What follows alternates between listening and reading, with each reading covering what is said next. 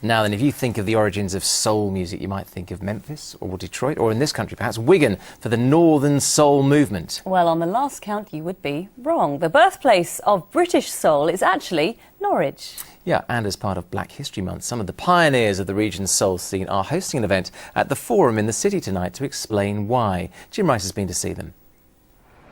If you only know one fact about Norwich, it's probably the one about a church for every week and a pub for every day of the year. But there's another aspect of its culture you might not know about. This city's got soul, and this man's the living embodiment. Tristan with Lucy, do the wild Tootsie, mashed potatoes, do the alligator. The story of Bruce Lucas, Lucas to his friends, is integral to our region's claim as the birthplace of soul in the UK. Let's work it on out.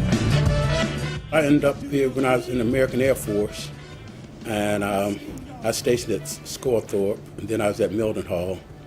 And then after that, I started singing with a local group called the Empress. Then I turned professional in 1966 when I was about 22, 23. So I haven't had a regular job since then. It leads right the way back to the introduction of the American servicemen here during the Second World War, which is where the blues and the R&B came in. There was a massive amount of American presence, unlike anywhere else in the country. We were saturated in it. I heard somebody on the radio talked about how blues was introduced to the UK in the mid-60s in a disused railway station festival up near Manchester. Well, I would contest that, to take the pride in what Norwich developed and offered ahead of everybody else, thanks to people like Lucas. You just move it right here to the Harlem Shuffle.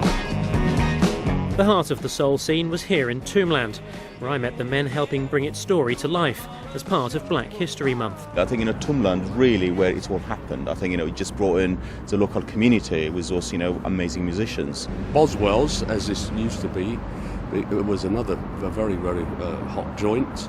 Samson Hercules, which is actually one of the most famous one. Of course, just around the corner you have the St Andrews Hall, where actually quite lots of music happened. In actual fact, Bruce Lucas played in some of these great venues. I did 3 tours with James Brown.